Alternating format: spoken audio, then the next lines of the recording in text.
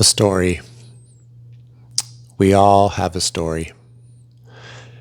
And what I want to tell today is my story. Not the whole story, but part of the story. For most of my life, I was what I would consider to be an atheist. I grew up in a religious family. My parents were both members of a Christian faith called Mennonites. And I grew up in a family that was actually living overseas as part of a missionary assignment. And I'm a believer that our experience on earth begins when we are conceived. And so I happen to have been conceived in Haiti and spent the first couple months inside my mother's stomach in Haiti, absorbing the food that she was eating and hearing the music that was being played and picking up on all the surroundings there, hearing the language and being in a warm environment. And I don't know, I read a book by Brian Weiss, and he was talking about people having memories when they were still inside their mother's stomachs. And so to me, that really resonated of how sensitive we are and what we pick up, even when we're just floating around in our mother's stomachs. And I believe that that's where a lot of our emotional imprinting begins, is where we are feeling all of our mother's feelings and emotions, and those are being imprinted onto us, which we then get to unpack as adults. I call that our homework that we just get to a little later in life. So the first couple months of my life, I am in Haiti, and then we move to the US, and we're there for a couple months, and then my family moves to Brussels, Belgium, and that's where I popped out on December 22nd, on a Monday, on a full moon, 3 days before Christmas, right when the sun had gone to sleep for 3 days. I popped out. And I was a pretty forward child. I remember as a young boy being what I would now consider an old soul, only because why else would a small child 7 years or younger be so obsessed with cigarettes, coffee, alcohol? I wanted wine, I wanted beer, thinking about sex and kissing and making out with dolls. And my dad used to pick me up and said I smelled like tobacco because I would pick up half-burnt cigarettes on the ground and bring them home and light them. And I would go into the pockets of guests who'd come over for dinner. The ones who I knew smoked, I'd go into their pockets and I'd take cigarettes out of their packs and I would light them later. Or I would even walk around the house with crayons and lighters that didn't work, and I would pretend light up a cigarette and walk around fake smoking. I was just into all these things when I was a little boy. And I was also known to get in trouble quite a bit for mouthing off and not liking to be told what to do. I had a strong sense of independence early on, which was quite challenging for my parents and gave me some more homework to unpack as an adult around all the ways I triggered my parents and the ways that they reacted to me triggering them. And I was quite aware as a young child. I remember reading in my baby journal that my mom wrote in, where she kept record of things that were going on as I was developing and aging. And one of my quotes was that I was very angry at God. And my mother asked me, "Why are you angry at God?" And I said, "Well, God gives you guys spankings," you guys being my mom and my dad, "and then you give those spankings to me." So I had an awareness that what was happening to me through their physical abuse was something that was being handed down to them by God first, or that it wasn't just them striking me, that there was something else going on there. And it created a negative relationship with God and anger at God, and probably why I consider myself an atheist for most of my life too. Why would God, who was supposed to be this all-loving, benevolent being, allow these things to happen. And if my parents were talking to God and about God all the time, then where was God in the spankings? And where was God in the punishment I was receiving for expressing my feelings? So I grew up in this environment, questioning God's existence, wondering if God had forgotten about me, wondering if God was even real. And as I got older and we moved to the States, when I was in third grade, 8 years old, about 7 years old, we moved to Massachusetts, and I was there for 4 years and was quite an angry child during and moving forward from those years on, what I would say primarily due to the heartbreak of moving away from all that was familiar and my friends and my original home, you could say. And so I really became an angry child and took a lot of physical and verbal frustration and anger out on my family members, which in retrospect was not fair and was not kind. But again, I'm a child, and I'm acting out in anger from a heartbreak, what I would say. And so as I got older, I would start attending these youth camps that were Christian based. And I would go there for the summer to a little camp in Michigan, and I would hear counselors talking about God talking to them and God speaking to them through the wind. They would ask a question and the wind would stop blowing and they had their answer. And I would attend assemblies where we would be asked to close our eyes and raise our hands if we wanted to ask Christ into our heart. And I remember doing that and also opening my eyes and peeking around the room to see who else was raising their hand.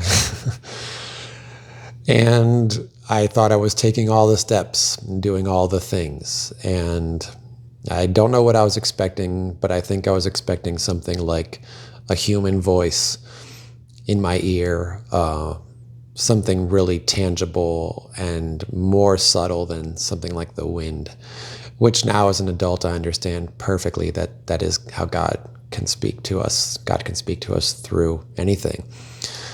But I was going through these motions and I just felt like all these phone calls were going to voicemail and no one was picking up on God's end of the phone. So this is in middle school, and then fast forward, I'm in high school now, and I'm at a Christian high school, not because of my belief in Christianity, but mostly because they had a good soccer team, and I had a lot of friends who were going there. And so I'm at a Christian high school, and I'm still not believing in Christianity or heaven or a lot of the things that are being taught in Bible class and in the community around me. I remember writing an article in the high school newspaper about when we die, it's just dark, the lights turn out, and we go to sleep. And I got quite a few letters and comments from concerned parents that wanted to talk to me about that. And a lot of just well-intended offers for a space to discuss and explore those ideas more deeply, which I didn't take up any of those offers because I knew where I stood on that issue. But it definitely was more of a experience of being around people who were of a faith that I did not resonate with. And as I think back on it now, I think the thing that was really not connecting for me in those experiences was a lack of an emotional experience. I didn't sense much emotion in the worship services that I had to attend because I forgot to mention that my mother was a pastor starting when we moved to Indiana when I was in sixth grade. So from middle school through high school, my mother was the pastor of the church we went to.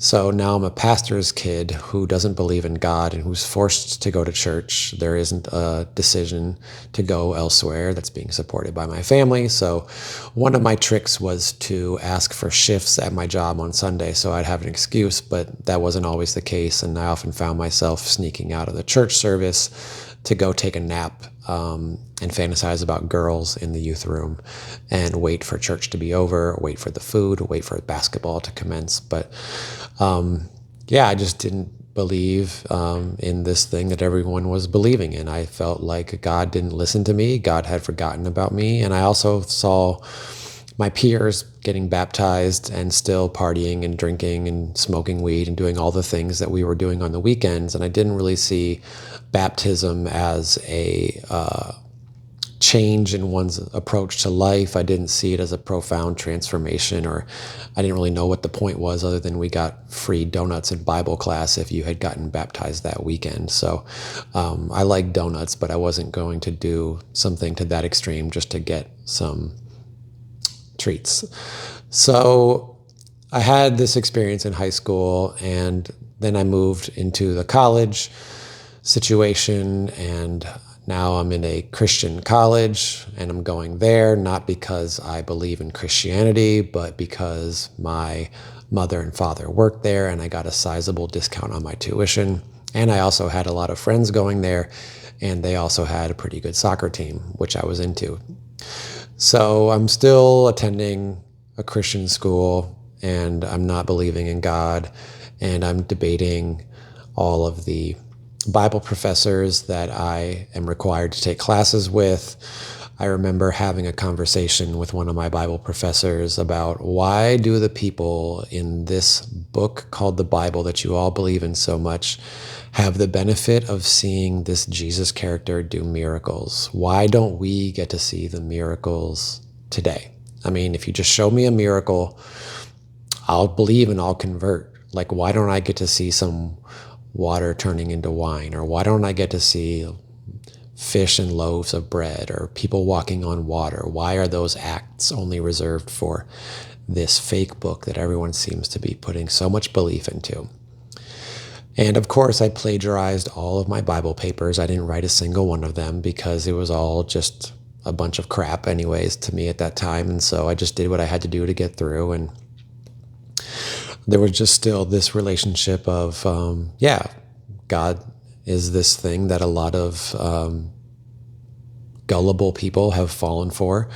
Jesus and this Bible is this book that these idiots are following, and Lord of the Rings is a great book too. And, I didn't really see a difference between the Bible or any other text. So this was my approach towards God and the Spirit, you could say. And anytime someone would talk about religion, I was just like, that's not what I want to hear. And I was completely turned off to the experience of it and didn't really want to discuss it. So after college, I ended up going to Chicago and working there for a while, doing a bunch of odd jobs here or there. Never really knew what my purpose was. Never felt like I had a purpose. I was pretty materialistic. I was into dressing nicely and listening to music and smoking weed and hanging out and partying and getting with girls and living a pretty superficial life. Was not really thinking too highly of myself, didn't know what I wanted to do, was just concerned with paying the bills and keeping the lights on, and was pretty depressed and didn't really feel like life was amounting to much. I didn't have any meaningful relationships. I wasn't very close with my family. My parents got divorced when I was 28, and I'd already felt a pretty disconnected sense with my family. And then when my parents divorced, that even exacerbated even more. Although the nice thing about that experience was it did bring me closer with my siblings and ultimately with my parents, but it took the fracturing of that family unit for that to happen. And I remember when I was a kid, I used to daydream in the car that something would happen to our family, that our family was too boring and too plain and too bland, and I wished that we had something tragic going on in our family like some of the other families. And I used to wish my parents would get divorced. And sure enough, it happened when I was 28.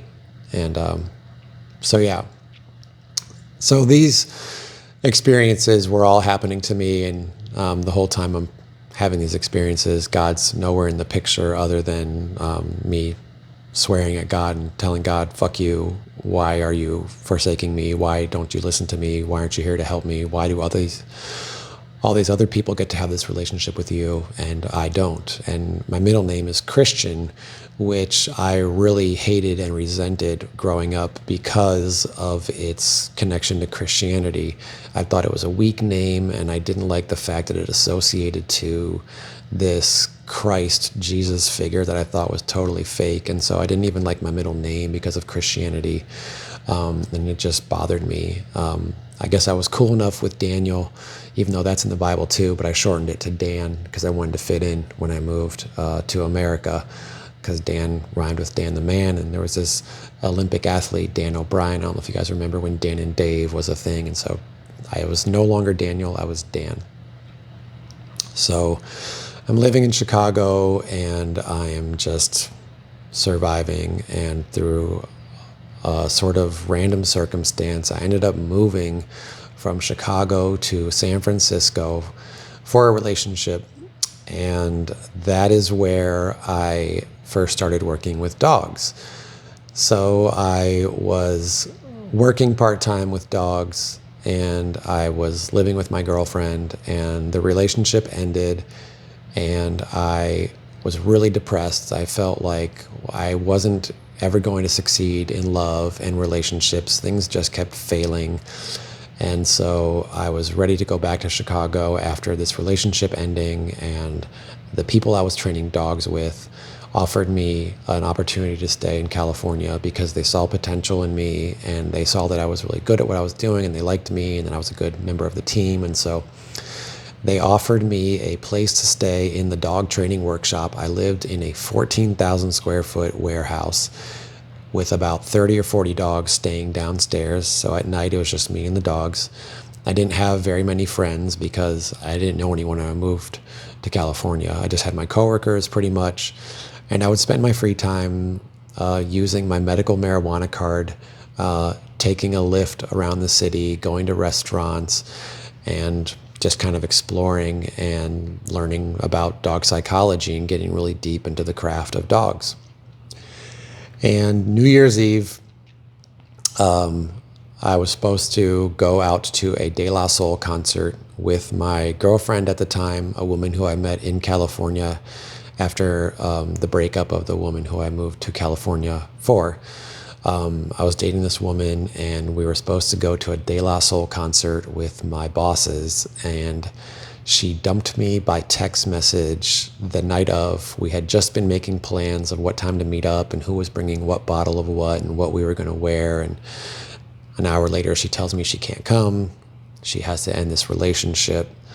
And I was devastated. I was completely crushed and upset. And I ended up going to the De La Soul concert anyways, because I love De La Soul, and my bosses didn't know they were a rap group. They thought it was a funk group. And so they were a little disappointed when they got to the venue and learned that De La Soul was a rap group.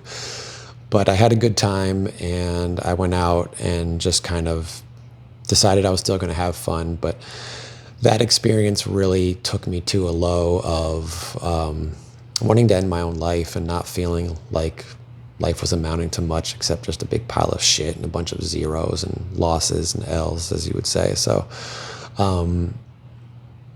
this led me to get more into the study of dogs. I was watching every video I could watch and reading every book I could read.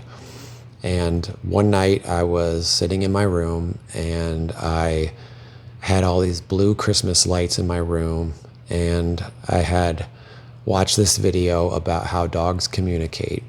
And I started laughing because I realized I had no idea how dogs communicated before that. And this video that I watched took away my fear of dogs, and I overcame my fear of dogs in that moment by understanding their language more deeply and what was really going on when they were doing what they did.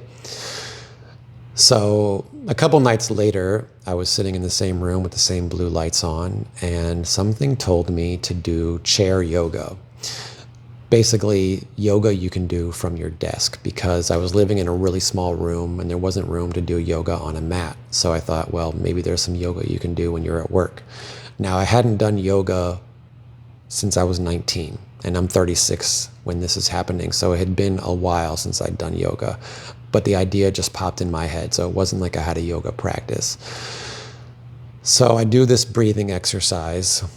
And the next thing I know, I'm experiencing this radical shift in perspective. And all I can say is I felt the warmest energy rushing through my body. I had tears streaming out of my eyes, and I heard from deep down inside me, from a warm, deep place, the voice of what I would say is God, telling me that I have never been alone, that this voice, this presence, this God has heard me every time I cried out, every time I spoke to it, and I have never been alone. I've always been accompanied on my journey. And I was just filled with love, and I had no idea what was going on. I called my parents, who were in the New York time zone, at like 3 a.m. their time, and said I'd found God. God is real. God just woke me up. They had no idea what to do with this information. My mom asked me, "Are you getting enough sleep? Are you eating?" I was like, "It's not what's going on." I had to tell them I am not on drugs. I did smoke some weed, but I'm not on drugs. I just found God. God is real. And the next day, my employers came to work, and they could sense that there was something different about me. And I told them, God is taking me home to my people. I'm leaving in 3 days. I'm going back to Chicago. And they're like, God, we're all atheists here. Like, what do you mean, God? And I was like, God woke me up. God is sending me home to my people. I'm leaving in 3 days. And what happened in the next 3 days was purely miraculous. I was having visions. I was being led around to different places in the city. I was doing things intuitively, like shooting energy out of my hands, even though I had not an understanding of what Reiki was or anything around energy. I was knowing things and not knowing how I knew them. I remember I told one of the clients that I was friends with that I was going to be leaving soon. And on my last day of work, she showed up and had a present for me. And she said, "Close your eyes and put out your hands. I'm going to give you something." And she placed a book in my hands. And with my eyes closed, I said, "You just placed The Alchemist in my hands." And she's like, "How'd you know?" And I just opened my eyes and looked at her and said, "Now do you understand why I have to go home?" And so she gave me The Alchemist and a stick of Palo Santo. And yeah, it was amazing. I could sense these animals coming into my space, all these dogs I had been working with, and they were acting way different. They were relaxing. They were laying down. Even the dogs that were typically aggressive, when they came into my presence, they weren't reacting to other dogs. And I had a client ask me, "Did you put my dog on drugs? Like, what's going on with him?" And I had no language around this. I didn't know what was going on, but it felt really, really good. I even had a client who was a Frenchman, and when I was growing up in Belgium, French was my first language, and so that's what I spoke, and that's how I went to school, was in French. And I did a whole lesson in French with my client. My French came back just like that. It was incredible, and I didn't know what was going on, but I was getting really clear signs that it was time for me to go back to Chicago. And so I hopped on a plane, and I ended up in Chicago, back home. And people saw me around the way. They're like, "What are you doing back here? I thought you were in Cali." And I was like, "Well, God called me home to my people." And so I ended up back in Chicago.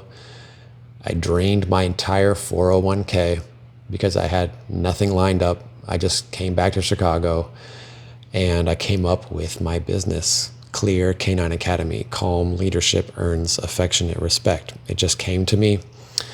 And I was already training dogs in California, so I had experience doing that. I loved it. I liked it. And people knew that I was doing that because they were following me on Facebook and Instagram. And so it just seemed like, well, I guess that's what I'll do. You know, I've been training dogs and I want to keep doing that. And so my business was born. But it was also coupled with this experience of unraveling what the hell just happened to me in California. What am I going through? And I had a friend at the time who explained to me, "You've had a spiritual awakening, and you are now awake, so to speak, and welcome to this side, because this was a friend who I had for years while I wasn't a believer, and they were a believer, and so they were sort of welcoming me home to that team or that side of things. And so while I was starting a business and training dogs and working with clients, I was also putting myself together and trying to understand this experience I had just had. What was I going through? Was I going crazy? How do I explain this to my family? I no longer wanted to be called Dan anymore. I wanted to be called Daniel, because as soon as I had this awakening, I went right to the book of Daniel in the Bible and read it and was blown away, because it seemed like I was living the book of Daniel in my life, from becoming a vegetarian to having experience around animals to prophecy, what it felt like at the time, to similarities of Daniel always being in the company of nobility and influential people. And I always was a pretty plugged dude. I always had connections with influential people. There were just so many other similarities in the story of Daniel, down to dream interpretation. I've always really been into dreams. And it was just this rebirth, you could say. And so now I was Daniel, I wasn't Dan. And now I believe in reincarnation. And now I believe in God. And now I'm interested in angel numbers.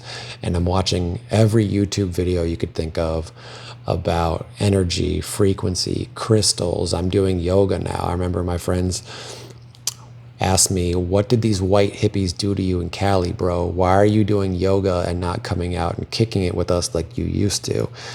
And I thought that was kind of funny, because to a certain extent, that's kind of how Cali is. But it was just this random thing. And so I spent a lot of time by myself, and I studied everything you could think of, from how to breathe correctly, how to stand correctly, and also doing a lot of self-development research, reading books about communication, relationships, the soul, past life regressions, you name it. I was in the spiritual mall going crazy with an unlimited credit card of time, and just diving into all of these topics, getting into African spirituality, having psychic readings, and learning about my past lives. And these are things I'll talk about in the future, but they were really interesting experiences of me discovering myself beyond the surface. And it was really interesting, especially to see how a lot of the things I was hearing in readings, and I was especially working with one psychic regularly who I would meet with. She was sort of like a spiritual counselor and a therapist,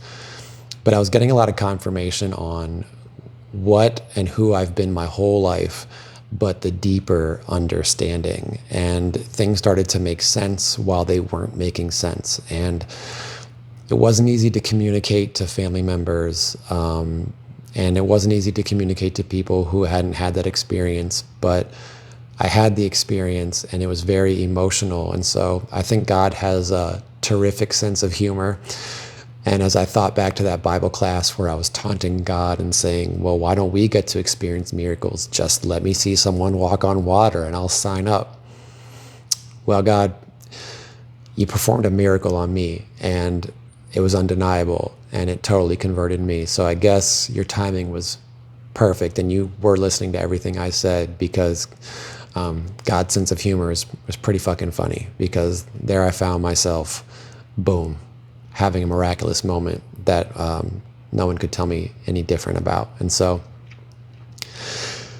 from this point on, it's just been a continual relationship with myself and those around me, of understanding this human experience, why I'm here, what I've come here to contribute to myself, to those around me and my family, my friends, my associates, my clients, people I come in contact with, and understanding my artistic side, my creative side, my intellectual side, getting to know my body, getting to travel, having amazing experiences in Egypt and Ethiopia and Botswana and Ivory Coast and Ghana, Jamaica, all over the world, San Francisco, Maui, all the travels I've endured. And all the places that I've gone and picked up different parts of myself. It's really been a beautiful journey of integration and coming to a place of realizing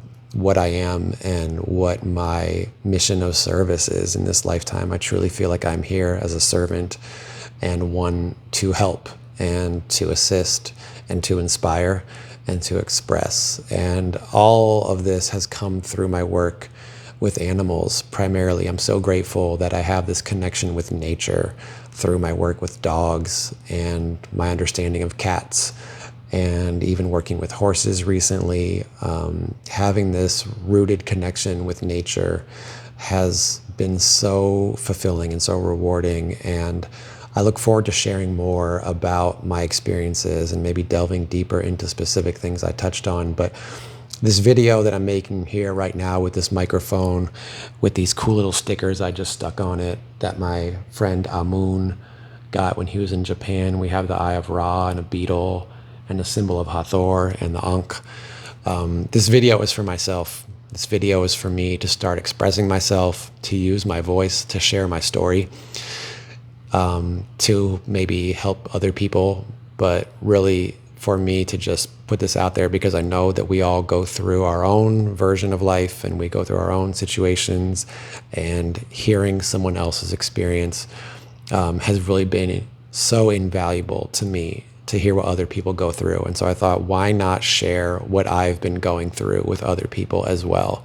You never know who it could touch, inspire, or help. And so this is my gift to myself and to anyone watching of beginning a new chapter of using these microphones. I've had these microphones probably for 7 months just sitting in a drawer, and I never used them until the past week. And I've been recording more videos and uploading them, and something in me was like, you need these, you're going to be using them. I used to rap in college. I made an album, and then I stopped rapping for 10 or 15 years and just started doing that again. And so it's time to step into this version of myself and put myself out there more. And I really don't give a shit what anyone thinks or anyone's critique or judgment. This is for me and me only, and the part of me that wants to use its voice. So thank you if you watch this to the end. Stay tuned. There will be more coming. There will be experiences with animals. There will be personal experiences, things I am interested in, the way I see things. And yeah, I hope you get something from this. And I'm really open to feedback and conversation with anyone who feels like they want to engage that way. So peace and love. Thanks for listening. I'm about to sign off, and I'll catch you next time.